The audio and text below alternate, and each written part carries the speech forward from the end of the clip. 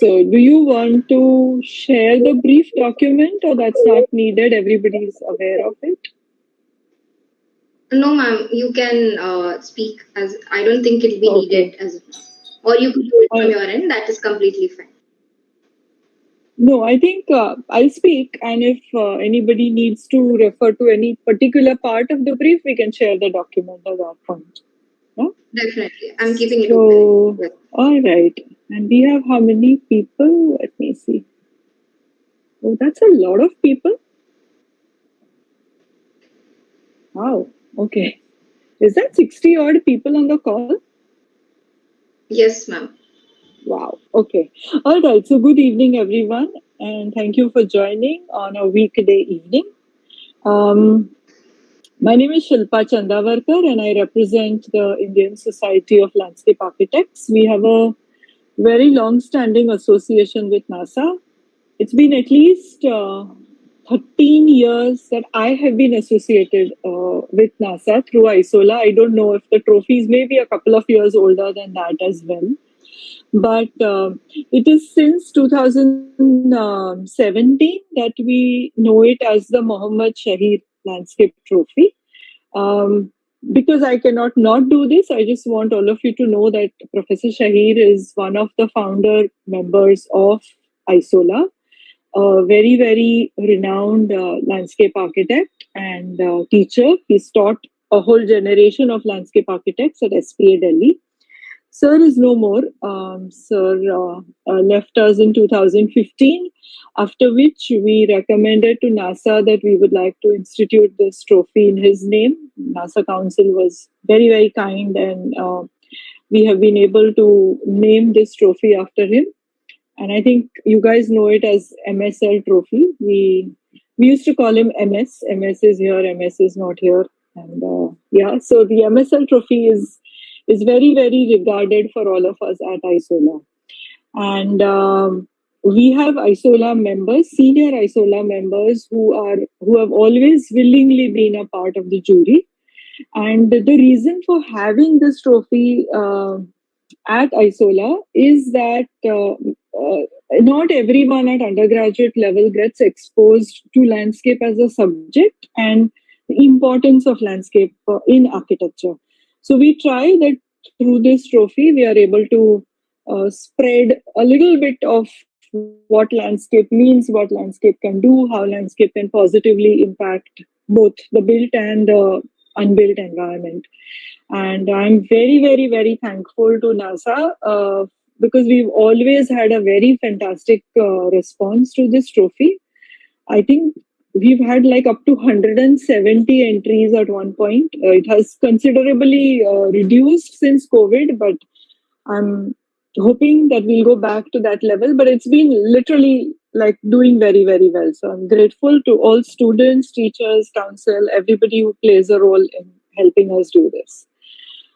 All right. So coming from there, I am aware that largely, I think it is second and third year students who work on the trophy. It's one of the, in that sense, an easier trophy. It's also a trophy which I think every year students experiment. It's not like, LIK is I know certain colleges have a whole legacy in their LIK team and their HUDCO team. I think MSL is still not reached that level, which is fine. The intent of the trophy is not to, we understand you are not landscape architects. We also understand that whoever participates is participating with a little bit of interest in the subject or whatever they know of the subject. So that's really nice. We appreciate some of the solutions, a lot of the solutions that come forward. And I don't know. I think some maybe you're introduced to the subject in your BH, and that's why there is some semblance of understanding, or maybe not. But whatever it is, the effort is greatly appreciated. Yeah. So now coming to this year's brief, and it is largely based on the theme also, which NASA has set, which is exclaimed to reform.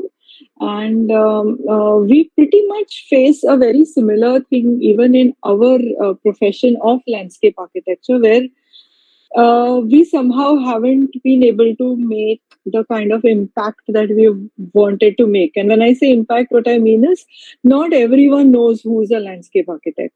I mean, the rich and the elite know it. The people who are designing the resorts, they call on landscape architects. People who have few acres of land and are building luxurious farmhouses and bungalows, they call on landscape architects. The high end developers, we are involved with them, the multinational companies and campuses. But if you ask the general person on the street who's a landscape architect, they will not really know. At best, they will say ped paudhe lagate hain kind of a thing. But we are not being able to explain the importance that this subject can have in terms of better spaces, better open spaces, um, mitigating climate change, having better cities to live in, having better environments to work in. So this exclaim to reform is also as much a part of I think something that we also need to do with our profession, pretty similar to architects. Again, architects at one point were master planners of every project, and now architects are a little bit, relegated to FSI calculations and putting up. Somebody is doing the facade, somebody is doing the lighting, somebody is doing the liaising, and the architect's role is getting more and more diluted. So between you and us, I think we should both up the game where architects are concerned and landscape architects are concerned.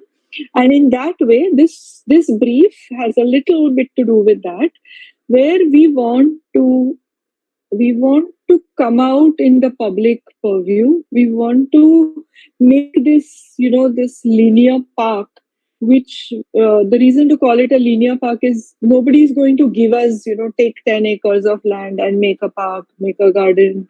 They're not going to do that. So if we have to look at dense urban areas where we are able to, it can start with a pavement. It can be a wide pavement or a narrow pavement which widens up at some point, which enters into a park or an open space, which again narrows down.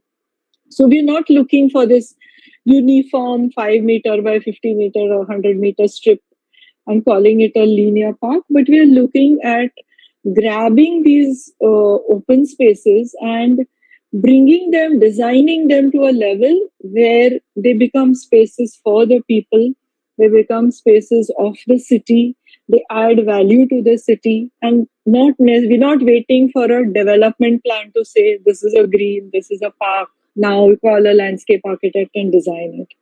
So it is, in some sense, one can say that sounds like urban design, or that sounds like urban activism. Yes, in some sense it is, but it's also about finding that area in your city or a town or even a village, doesn't matter where it is, but it's creating spaces for people. It's creating spaces which are not necessarily having a boundary defined. So they kind of move in and out of streets, in and out of open spaces, and they could integrate with street furniture. They could have bus stops also as a part of it. There could be bicycle tracks as a part of it. There could just be hawking zones, and they're pedestrianized to create this linear park. So yeah, without it being exactly linear, we are looking for some interesting solutions. And this time around, I think, and correct me if I'm wrong, Tanuja, is we're looking at two panels. We're not looking at that extensive 15, 20 slide shows because 50, 20 slides in the PPT, because I think thinking very internationally also, and taking it as a competition where you are limited to these two panels to express the best of your ideas. So this time it will be nice to not go on adding slide after slide, first showing India and then Bengal and then one street of one city and then this. So we don't want all of that. We want you to have very nice graphics, two panels, and just your ideas. We are also not looking at working drawings. We are not looking at names of plants, or we know you're not landscape architects, but something which brings out that sensitivity for understanding biodiversity, understanding urban flooding, understanding universal access so that everyone can use this space, be it a 2-year-old kid to a 92-year-old senior. So we've mentioned in the brief that these are the few points we'll be focusing on even in our evaluation. So yeah, largely that is it. I don't know whether it's easy or difficult to limit it to 2 panels, but that is how it was even before COVID. We used to just have 2 panels. And yeah, I think we're going to go back there and hopefully even have a public exhibition if we get entries of that level. And hopefully you should even work at being able to make this presentation to your city council, city municipality, wherever you all are located, and see if this can be taken forward. Isola would be happy to help in this area as well. So yeah, Tanuja, I think that is it from my side. We can take questions or anything particular you want me to dwell on. I can, or repeat something. I can do that. Ma'am, it is pretty much covered. I think you covered the whole brief from the intent, the design challenge, and then submissions as well. How we got back the A1 size panels this time again. So, if you want to add on anything else to the challenge in particular, you could go on, and then we can start the question. No, I only want to say that, we are seeking bold ideas. So I don't want anyone to feel that this won't happen. This is really not possible.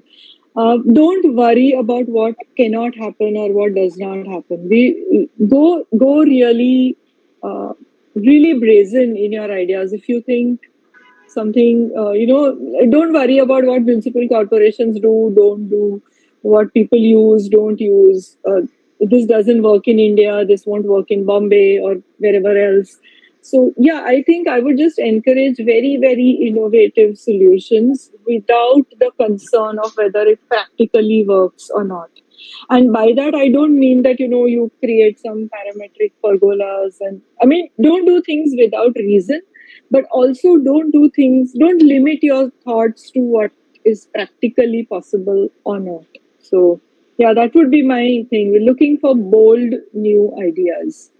They can be very, very simple. They can be, like I said, just a pavement which is bulging and narrowing, bulging and narrowing. It could be something as simple as that. But can it also hold some rainwater? Can it also, become a rain garden when it's raining? But can it also not die out when it's dry? Can it provide shade in some manner? Can it be useful to dogs and cats or stray cats on the street? So, yeah, I think just something very, very inclusive, but at the same time, very bold. And don't worry about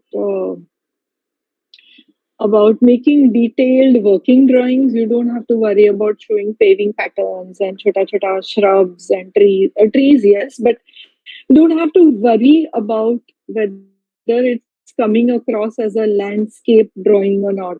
That's not the concern. I think the idea is, the content is key. At this point, I think, can I request Maithili also? Maithili, if you want to add something, because she's also been an integral part of NASA communication. So, Yeah, definitely. Yeah, I'm on. Another thing I would really like to add on here is this generation is the one who will also need to kind of question or challenge the given standards. Most of the times, we kind of, when students look at anything, especially when it comes to urban, they tend to follow and that they are guided to follow the standards. But I think, as rightly ma'am mentioned, that you need to go a little bolder. That also means that maybe you can question the standard logically, of course. But if something says that a standard says something, then definitely, if it doesn't make sense to you and you can relook at it in a different way, you really start. I mean, you can start questioning. That is something that Yeah, like I live in Mumbai, and in Mumbai, for some very funny reason, there is a big tall railing between the pavement and the road. Mm-hmm. And it's only at junctions that that railing goes off. Now, I think it's done to prevent two-wheelers from, biking on the pavement or preventing encroachments or jo bhi hai. But it is so ugly. It is phenomenally ugly to have those railings. You can't step on the street even if and then the pavement is not even wide enough. So I think she's right. And that is a part of the corporation booklet that, this will be the railing design between the street, and it could have been a small wall. It could have been a wall which somebody could sit on. It could have been a planter bed, but no, it's this very ugly railing. So I think, yeah, like she said, please question, don't worry about. Yeah, I think question, just keep questioning and rethinking and reimagining urban space. Yeah. So Maybe we can take some questions from. yeah. Yeah, I think participants can unmute or they can put the questions in the chat. Meanwhile, ma'am, I have one question. So, Sure. since it was, I mean, we came to the point where it is discussed that we have to question the standards, the existing standards. So, could you give us example or what are the common things that are happening that needs serious reform right now? Maitli, you want to take that, or should I say some? I mean, we can both talk about it. Uh, Common thing, maybe sometimes if you go by say if you kind of try looking at a site, and then obviously you'll start seeing what kind of area it falls under. Maybe master plan says something about it, but you logically seeing the site think that maybe this is not the kind of land use it falls under, and it needs to be relooked at. So that kind of, if it's a given document, what we do is we kind of blindly follow it, right? If a master plan for us becomes a bible at that time, and then we kind of start following without questioning. So that's where your understanding, I mean, whatever you have gauged from your experience should start coming up front, and you can maybe then relook or challenge. That is what I mean. And it's not only about master plan, but maybe any standards, like a footpath dimension is given a certain way, a road dimension is given a certain way, so a setback for a building, if you think along something, a setback should not be that much, but it should widen itself to for a betterment. There's no space given at, I mean, there's no space for people to walk, or you need the setback to move. So you challenge those things. Yeah, even even if you want to take a bold call on, say, pedestrianizing a certain part of the street, of the precinct, as long as you can show that there is an alternate path which can be vehicular, or if you want to convert a two-way street into a one-way street, and so there's another one-way street. So by narrowing streets, vehicular right of ways, if that is giving you better pedestrian spaces. I mean, it's an academic, or not even an academic, it's an extracurricular activity. If it is benefiting, if for the larger good, if something is working out, I think you can definitely look at that. Yeah. There's a question in the chat box. Let's take the first question. I'll read it out loud. So, should the whole stretch of site be similar in nature, or it could be varying, like having diverse natural or physical features across the stretch? This is with respect to. I think it should be varying, because I mean, yes, you can take a waterfront which is one long linear thing, or like a road which is being reimagined. But I feel if you see in the brief, there is one bold thing saying linear parks can also be a journey through the city. Now, the minute we call it a journey, we are looking at some variety. So I would in fact say the lesser the monotony, the better it is. And if it is monotonous, I'm sure that by your landscape design, you will try to kind of change that monotony. So yeah, the site can be going through a residential area, then along a commercial area, then a highway, then something else, or under a flyover. That's fine. All of it is fine. There are no rules except that it should be linear. Got it, ma'am. So there's a next question. Can we explore verticality in the design? You mean through a built form, or do you mean linear verticality in terms of elements? Can this person speak up maybe? Uday, I think you can unmute and speak up. Through built form. Well, you can, but I mean, we're not. I would hope that we are not looking at a long linear stretch of buildings and then. Well, I can maybe define your space that you are particularly designing, and in that virtue you can maybe look at whatever the surface you get vertically, but you may not want to design a build just to get verticality. Yeah, you can use existing built form to contribute to your space. Exactly. Can I know? Where did that question go? Can I know exactly does the linear mean in the brief?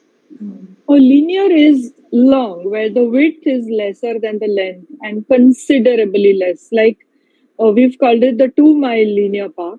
So, 2 miles is 3 kilometers, which is really, really long. And you can't. So, we are looking at something maybe which is 10, 12, 15 meters by 3,000. Also, if I may add to this, linearity again may not mean that it's a linear stretch and as a continuous strip of same width and long in the same direction. It can vary along some feature or how the city moves organically. So, but the characteristic of that should be linear. If I'm able to convey this. Yeah, the English meaning. Yeah, the dictionary meaning is more long and less wide, but also it can be a ribbon. It doesn't have to be a straight line. It can flow in and out. It can move between elements. Got it. Yeah. There's the next question. If on the site there are certain built up, should we consider it or ignore up and work on that?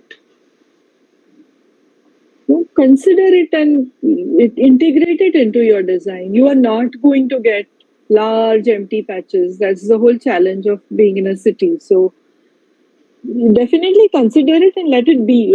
Work around it. Not a problem. Okay. Should the stretch be continuous or there can be buildings in between? There can be buildings in between. I would love to drop hints, but I don't know whether I should. She has already warned me not to. But, well, you can walk into the basement of a building and walk out from the other side. Now, I'm giving a very big hint, so please don't come up with basement plans, okay, everyone. No, you can walk onto the terrace of a building by the same thing. But no, yes, there will, like I said earlier also, there won't be continuous stretches always. Yeah. But as long as people feel curious that, let's see what's beyond, and they're ready to walk around the building and continue that experience. So, work with whatever there is. Not a problem. That kind of pushes me to add another point here, that when we say linear, again, it never kind of is a loop. There's no cul-de-sac movement here. Yeah. So it's always going to connect and continue from either sides, right? So it has to keep on moving in either directions, and it's a part of that linearity. So I think. So the starting point and the ending point don't have to meet. You can just actually say that you could manage to carve out, this park in 2 meters, 2 miles, and hopefully somebody else will do it for the next 4 miles.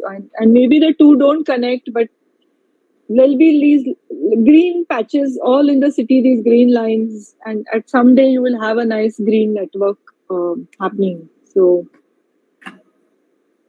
Yes, I understood. think, Also, with respect to not giving away much hints, we just don't want the participants' entries to be very monotonous. We want to look at different perspectives. I think I if we drop agree. more hints, they'll all become some way or the other very interconnected. Yeah.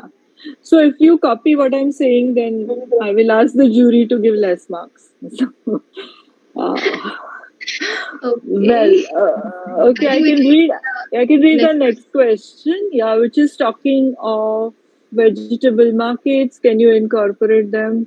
Yes, of course, because these beautiful parks which are locked away. They are super clean. They don't serve any purpose. They are actually not urban open spaces. So for urban open spaces to function, if you have a market right in the middle, you have hawkers, you have dog parks, all of that. I mean, I think it's wonderful. It's the life of the city has to literally spill out onto this park that you're designing. So yes, all of this is very welcome. We're not looking at a clean 5 meter wide pathway. That's not the intent at all. got it. I think we'll go with the next question. Farnaz asks, is it very necessary for the site to be linear? Can it go perpendicular at one point and then continue being straight and curves? Absolutely. Imagine it as a ribbon. It can take any shape. When we say linear, I think we're really looking at if I start walking one end to the other, not not necessarily in a straight line, but I'll be able to walk a couple of miles. Let's say it's something like or cycle a couple of miles without and with an interesting set of experiences. Got it. So the next question is, are there any limitations to the site location? Is the site can be a revitalization of a space? Absolutely, it can be. It can very much be a revital. In fact, even if you pick a completely vacant site, you will still be revitalizing it only by your design. And if you take something which is completely overly used, you will still be revitalizing it. So yeah, it doesn't. There are no limitations to the site location. True, ma'am. So the next question, Bhargavi asks, the proposal should be made on an empty land parcel, or we can eliminate the existing structure which is abandoned or working. Uh, so again, there is a part which says you should analyze the site for its morphology, for its social and functional purposes. Now, in that analysis, if you find that this structure can be happily integrated into your design, it can be there. If there's something abandoned and you can put it to better use, it can very much be there. And if you think that removing it is actually helping you and not harming anybody else, you're not taking away somebody's home or somebody's occupation, then you can do away with it. So it's a very open brief in that sense, and like I said, it's more of an ideas competition. So yeah, we are okay. Just be aware that the jury will be from all over the country. So even though I may not know, what's happening in Jaipur, but if there's a jury from Jaipur, will know what's going on. So don't try to create a scenario which doesn't exist because somebody may just know about it. So it's fine to say you've removed a building or retained a building. Uh, Either ways is fine. Anything in the larger interest of the linear park. Understood. So next question, Ishika asks, what exactly we have to submit in design brief for the submission? I didn't really understand the question. You have to submit a design which responds to the brief. Um, do you want to explain, Ishika, what you're trying to ask?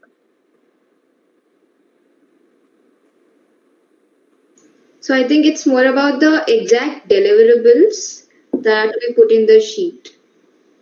Okay, so there are two A1 sheets in portrait format.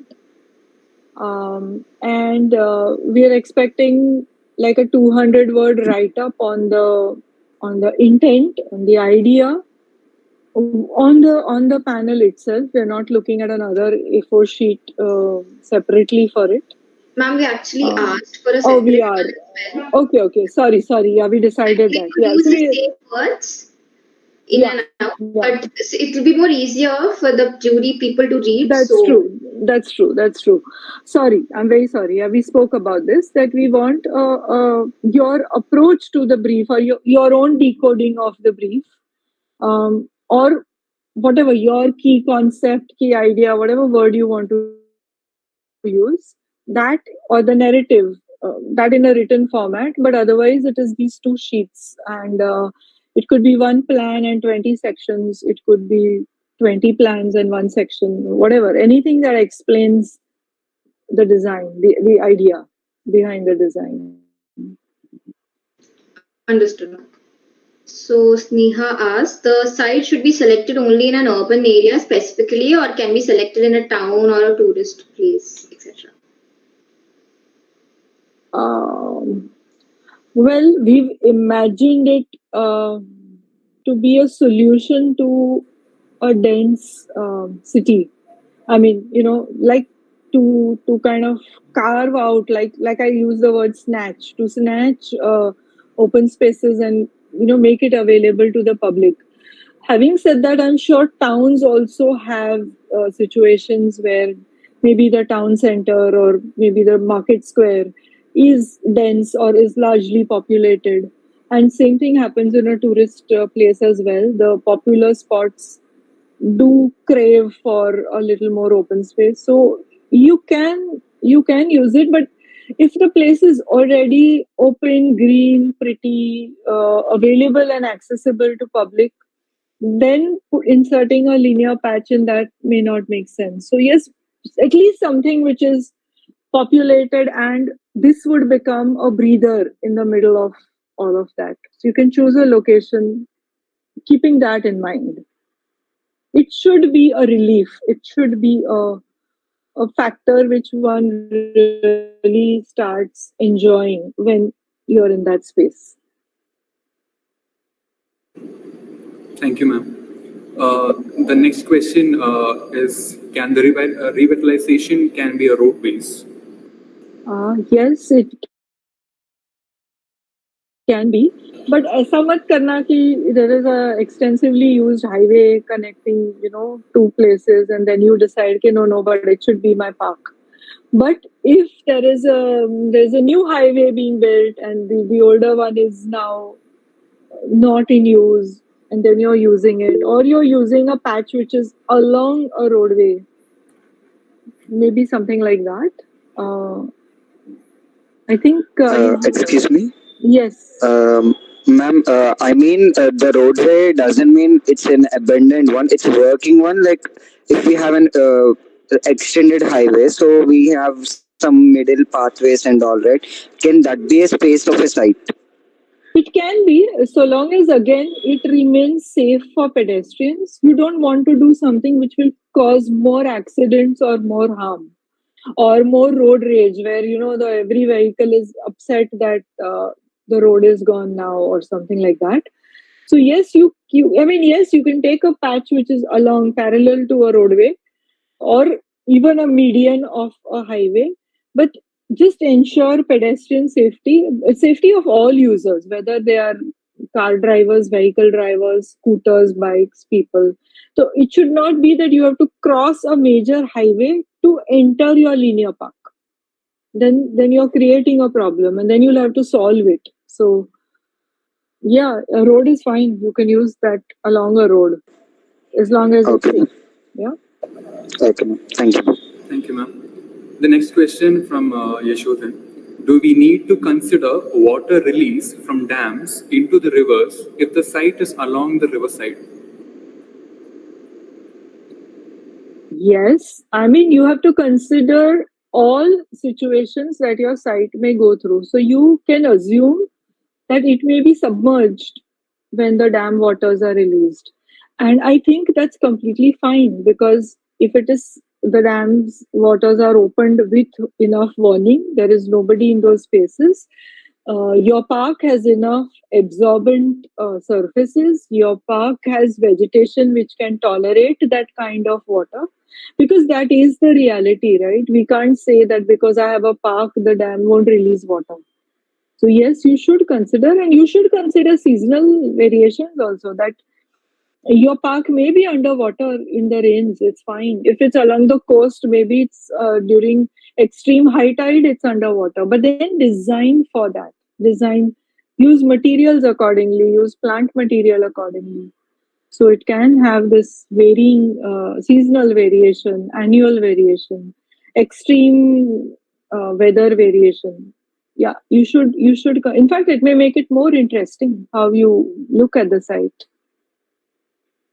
Thank you, ma'am. The next question from Pearl. Can we choose any national reserved forest or any government restricted site?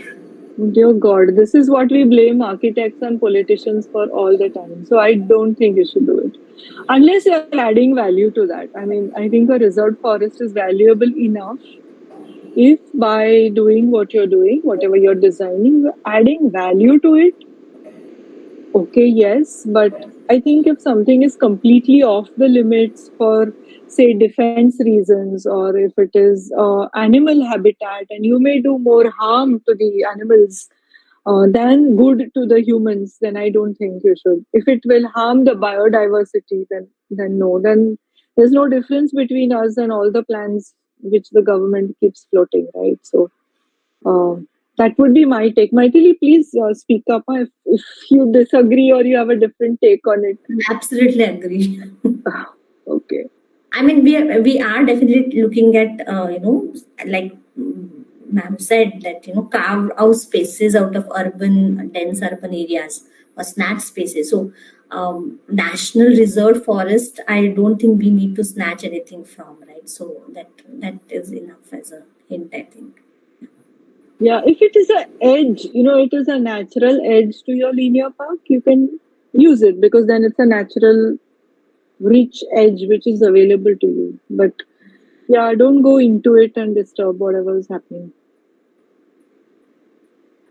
Thank you, ma'am. Ma'am, also to add on to that question, there might be some people who also think that when it's a trophy, there's we can fill up, as much as trees or shrubs or herbs, whatever possible. And there are some people who think less is more. I also think that the intent and the intent comes first, and the content. Can you also shed a light on that? Because some people just barge in, keep everything stuffed in a particular plot, and consider it as landscape. Okay, so see, I think we are looking at a people friendly place. Plants will help in, I think let's look at why we would plant. So we would plant maybe for shade. We would plant for seasonal variation. You may get different colors of flowers, leaves also in the winters. So there is some aesthetic quality for which you're planting. You may increase biodiversity in the region by having some birds or some insects which nest on those trees. Um, you may use hedges or shrubs as barriers between the vehicular and pedestrian areas that may make it safer. So I think the intent of the planting should also be, I think, will be clear in the designs as to why it is being used. Now, there is this concept of Miyawaki forests, which is about dense urban forests. So if you feel that that region is totally devoid of green and it needs that, and there is already enough place to walk and sit, and then you can. So yeah, the idea is not green or brown or blue, but I think it's a rich mix of all of that, is what I would say. So again, if you have a road and you're in a high rainfall area, and the road runoff can become a part of your rain garden, or you have swales, bioswales, which collect this water, which are a part of your linear park. That's very, very okay. They'll have water in the rains, in the monsoons, and after that they'll be dry. That's also okay. I think Ma'am, it's going to be very, very situation based. Matlab, site selection Yeah. will determine what you do with it. Yes, Tanuja. ma'am, we have two questions from the YouTube live stream. I think we can take them Okay, as well, and then we'll continue. So sure. this question says, "Hello, ma'am. Good evening. So my question is, if we are considering stray animals as well as differently able people, so what kind of comfort is usable for them?" So, okay, I'll answer what I know. Okay, stray animals, I feel, yeah, they can harm also, right? You can get bitten by a dog or clawed by a cat. But I think, like in extreme summers, even just a small bowl of water is kind of enough for these animals. So we are not looking at a you know I mean I think it's just that incidentally, again, I'm assuming that in these urban areas, they won't be full of stray animals. So I think some amount of shade, maybe some water, drinking water areas, and resting areas or nesting areas where birds are concerned is all that we assume right in the middle of a city or a town. That's the kind of animals that they will be. And the differently abled, of course. One is if somebody is physically disabled, it should be wheelchair accessible. The ramps should not be steep so that people with not even disabled, you have arthritis or something, you have knee joint pain. There are some ramps which are absolutely not navigable. There are some steps which are very, very difficult to climb. So when we say universal access, then at least that for the physically disabled, there are people who are visually impaired also. So again, no sudden turns, no sudden sharp objects cropping up somewhere, no sculptures which are not visible. Similarly, people have hearing impairment also. So again, if you may, and of course, we ourselves impair our hearing by wearing earphones and walking in these parks. So if somebody comes from behind and honks, so the intersection of pedestrian and vehicular. So I think considering all kinds of disabilities, the park should be safe. I mean, should be accessible. If an old person wants to experience or go for a walk by himself or herself, they should be able to do it. They should not have to ask a person to help them cross the road or climb the ramp or the steps. So something of that sort. Also, not that we want to make it so pet friendly that people are scared and which is a tricky thing because if you're a dog or a cat lover, you hate people who don't like pets or don't like animals. But yeah, I mean, a good balance between the two, which I think, by definition, being in a city, you will I think be dealing only with cats, dogs, and birds. Maybe I don't think cows or monkeys. I think वो शायद hopefully नहीं होगा unless you pick a place which has a problem with large animals as well. Understood, ma'am. So we have another question. Sanya Sharma asks, we have to take 3 to 6 kilometer stretch and we have to take minimum 200 square meter area. So we have to give a reason of that particular patch that we are taking. You mean the 200 square meter one or overall? I think in See, so complete. two scales. See, one is the 2 mile, which is 3 kilometer one. I think that is going to naturally come out of the site you select. You're going to select the site such that you can get a long ribbon, serpentine, whatever straight path available to you.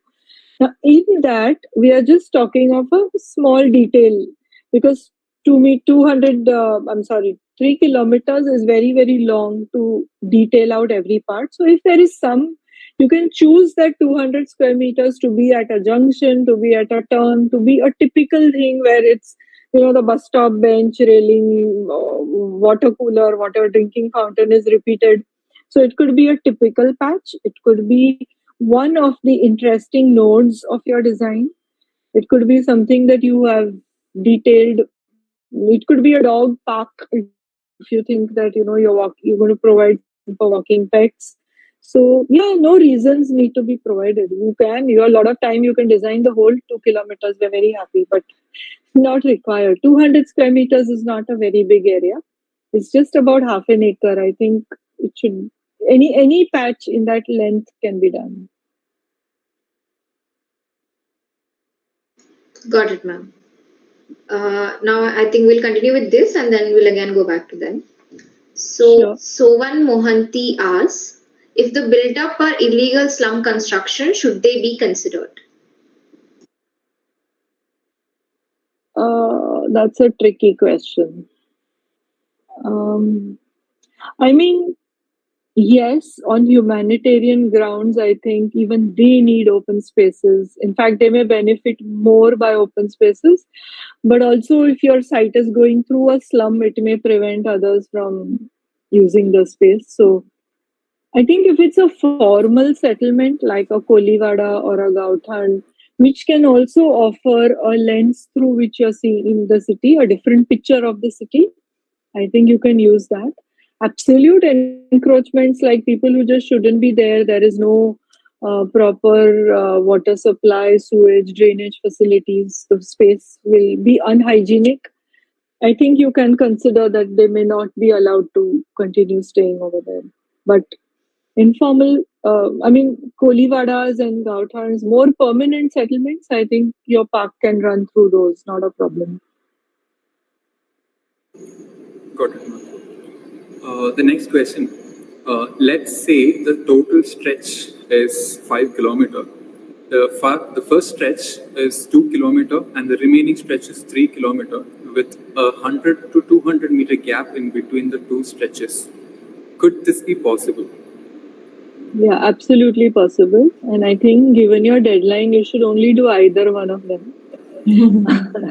But it's possible. See, you're not going to get large connected spaces in a city. So do the best with what you have. Even if that 2 kilometers becomes 1.8, we are not going to measure with a scale. कि कितना है, right? We are just looking at the intent that long patches in the city can benefit through some good ideas of landscape. So yes, they can be separated. They can be completely disconnected. It's not a problem. You can maybe give some hints through your design that if you walk a little further beyond these 5 buildings, you can rejoin the park. So if there's some way you can, insert those clues in your design, that may be a nice way. Got it, ma'am. Yeah.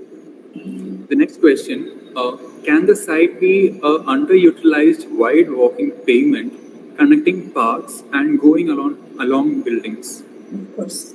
Perfect. That's the best case scenario. That's like the easiest. If you find a space like that, you just go on connecting them and you're golden. That is what all cities should be doing anyways. So yeah, it can very much be allowed. Not a problem at all. Good. Next question.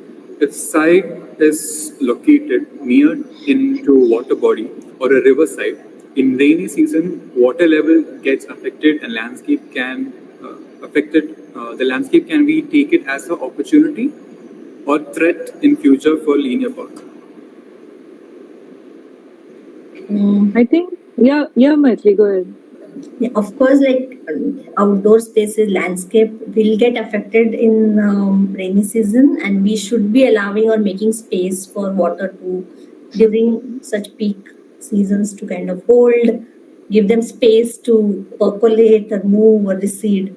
So it definitely, I don't think it should be a threat as long as you are accommodating these seasonal changes again and working around it so that people are not affected by these water levels. Yeah, and would you rather that, in fact, one of the major roles of open space is to behave like sponges, in the event of these water bodies flooding, any kind of urban flooding. So rather than having water in the homes of the people, it's good to have open spaces which can absorb this water, which can hold this water till the river is ready again to accommodate it.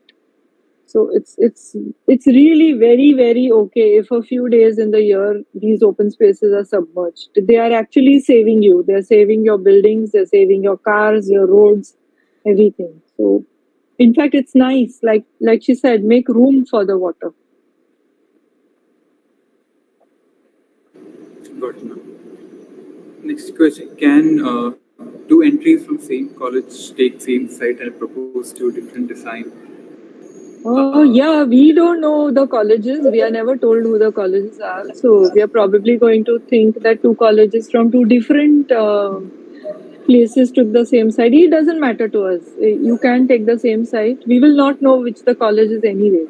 So we'll only look at design. You can do that. If NASA has a problem, I wouldn't know. Okay. No, as ma'am mentioned before, it's an ideas competition and we're going international this year. I think we could encourage that, but again, it would be left on the participants' discretion, of course, and the jury. Yeah, we don't have a problem, which is we really have no clue, which college is it, so it makes no difference to us. Thank you, ma'am. The next question: Can it be on a mountain? Do you mean a settlement on a hill or something like? The site could be on a mountain. Maybe a settlement.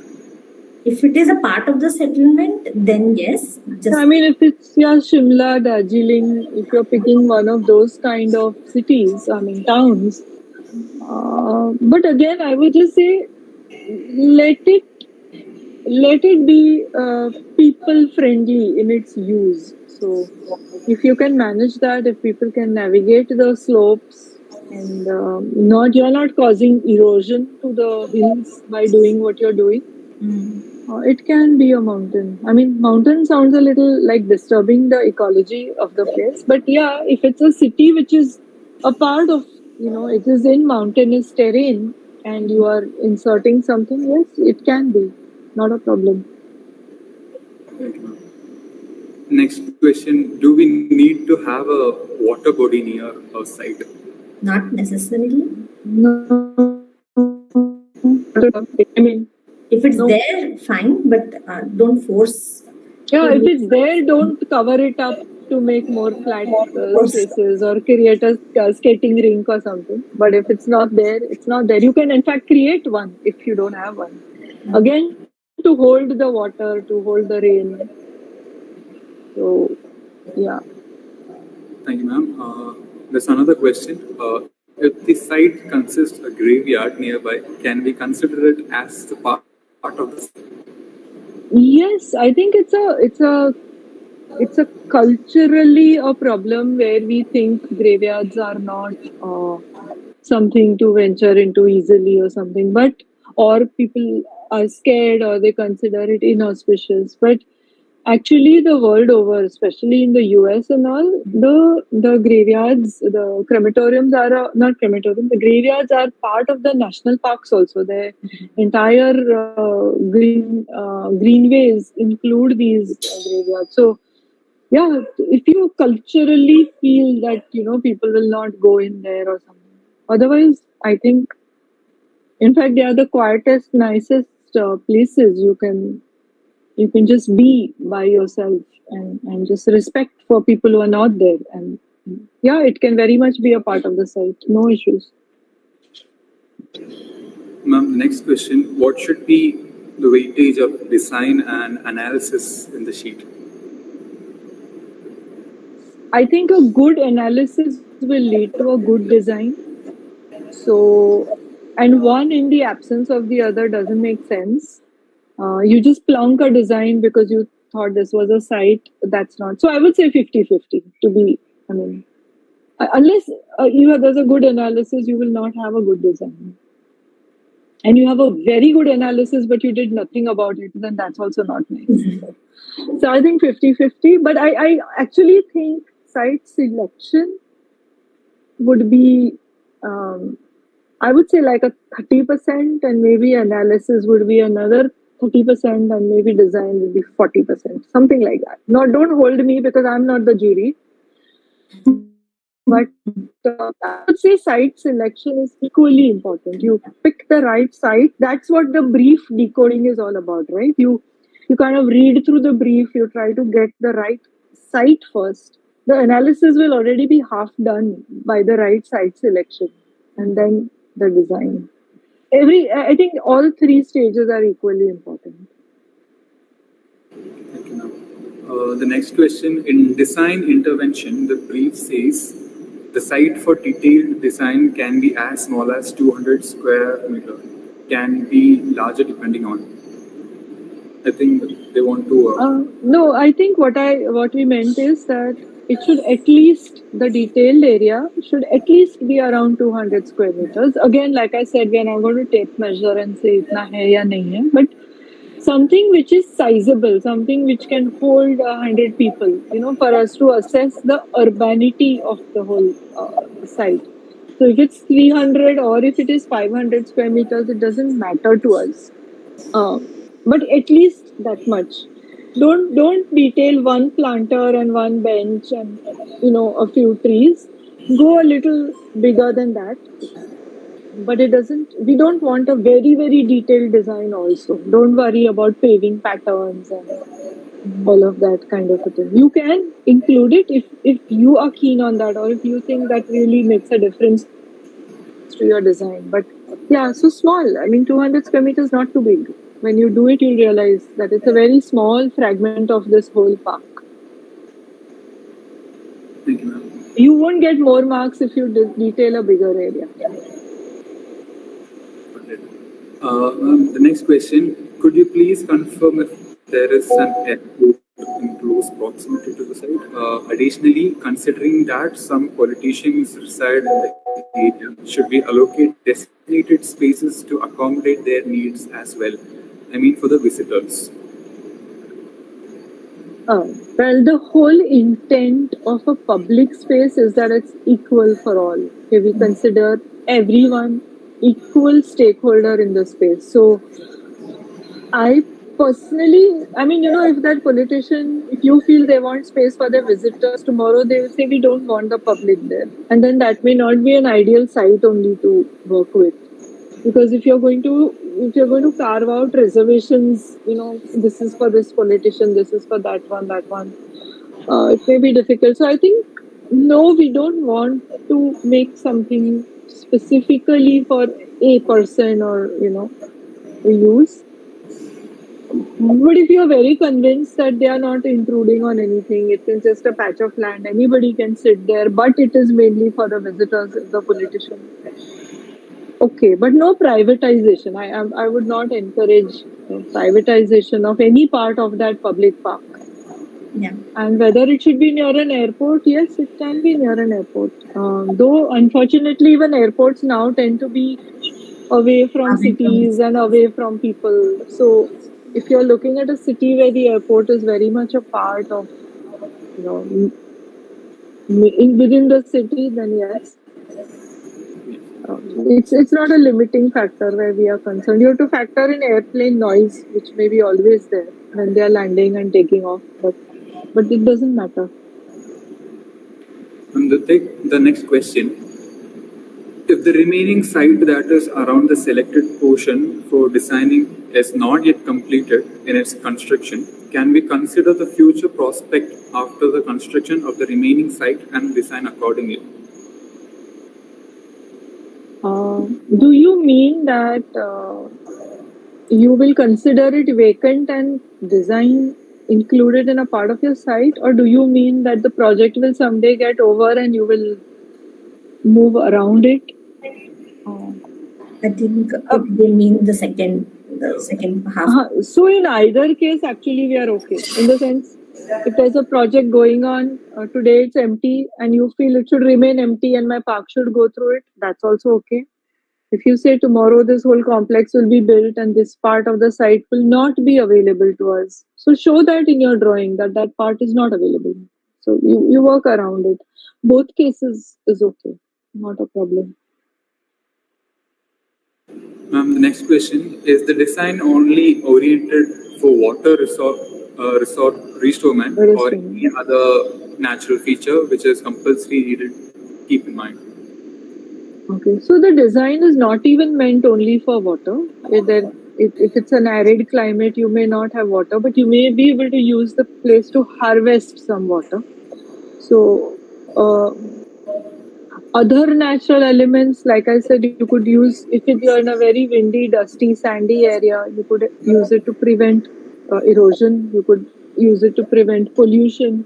If you're in an industrial area, you could look at, again, you could look at vegetation to help you resolve some of the pollution issues.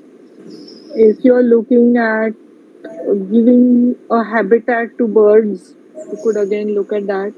So it's not just about water. Water is a key concern. If you see how every city in India has been dealing with the monsoons of late, urban flooding is a very very pertinent issue, which is why it is mentioned in the brief so strongly and a couple of times. But you could look at any other elements as well. Like the person who's looking in the mountains or the hills, then erosion I think is a big problem. Landslides are a big problem.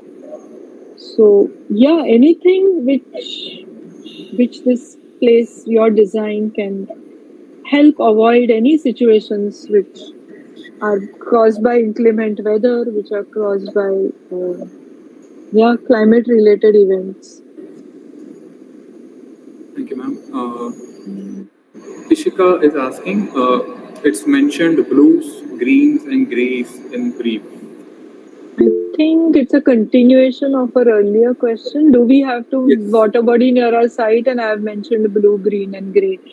Like I said, Ishika, it's only about rainwater. I mean, you need not have a lake or a pond or a river, but it is going to rain. If your site is in India, even in Rajasthan, if it can help you hold water, it would be a good thing. If you can harvest that water, if you can, but it doesn't have to result in this big water body with a fountain or with a that's not required.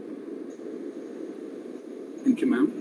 There's one more question. Even the sky is blue, so it need not be water. Good one. Thank you, ma'am. There is one more question.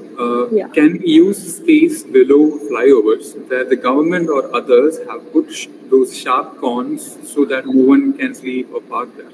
Yeah, you can very much use those spaces because that's a very unaesthetic, cruel, inconsiderate, inhuman thing to do. And also not, I mean, I understand people can also abuse the space, but putting something sharp to make it unusable is even worse. So yes, you can definitely use those spaces, and you can also see how they don't become unsafe. It should not happen that because you made a space, now people go and sleep there, drink there, and then therefore the rest of the people don't use the space. So whatever solutions you provide should definitely be more humanitarian, but not increase social problems. So like we say, eyes on the street. You allow visibility throughout your park so that nobody feels unsafe. So, yeah, definitely spaces under flyovers can be used. Got it, ma'am. So we've closed the questions here in the meet, but we have few Okay. questions from the live stream. I think we can answer them and then those are Sure. the ones that are left. So I'll be taking one by one.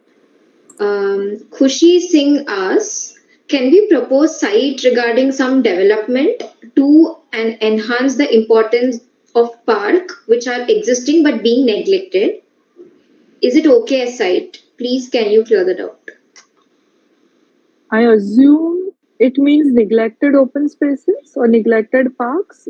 Can they be used as site? Is that the gist of the question? Yeah, which I mean the parks which are existing but are neglected. So can they be Yeah. used? Yes, they can be used. They can be used. Got it. So Vivek Rana asks, ma'am, what do you assume when you say grey, blue, and green in the brief? So roads, vegetation, water, sky, even the movable, the cars, the people.